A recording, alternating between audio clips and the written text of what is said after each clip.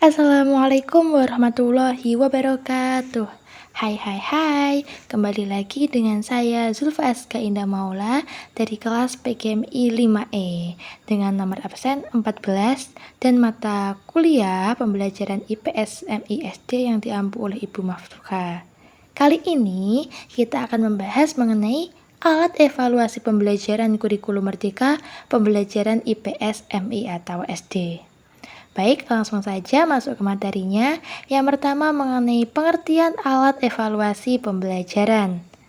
Alat merupakan suatu cara yang dipergunakan untuk mencapai tujuan yang telah ditetapkan.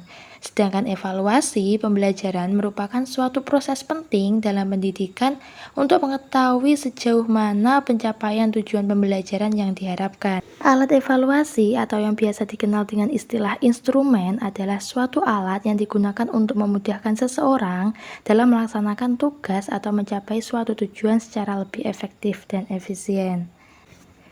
Jadi, dapat disimpulkan bahwa alat evaluasi pembelajaran adalah suatu alat yang digunakan untuk menilai dan mengevaluasi sejauh mana proses pembelajaran tersampaikan kepada peserta didik.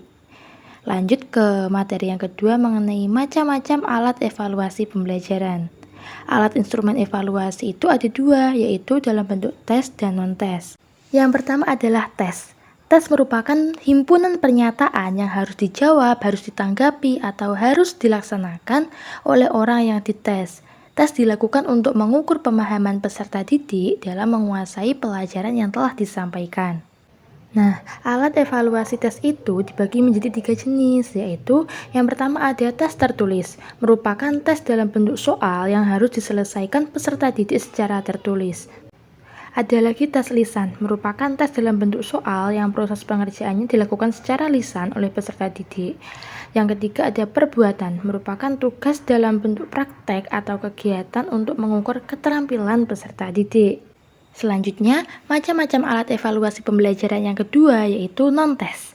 Non-tes adalah alat evaluasi yang dapat digunakan jika kita ingin mengetahui kualitas proses dan produk dari suatu pekerjaan serta hal-hal yang berkenaan dengan domain afektif seperti sikap, minat, bakat, dan motivasi.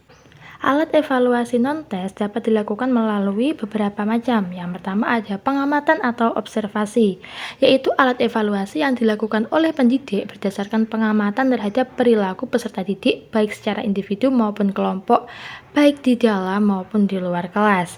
Yang kedua ada skala sikap, yaitu alat evaluasi yang digunakan untuk melihat sikap siswa melalui pengerjaan tugas tertulis dengan soal-soal.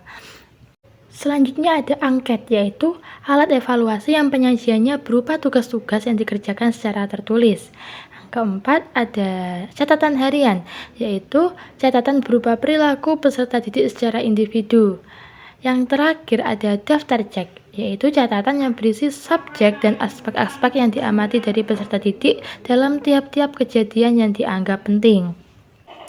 Baik, itulah tadi materi mengenai alat evaluasi pembelajaran IPS pada kurikulum merdeka di MI atau SD. Sampai jumpa lagi, semoga apa yang kita pelajari hari ini dapat bermanfaat bagi kita semua. Wassalamualaikum warahmatullahi wabarakatuh.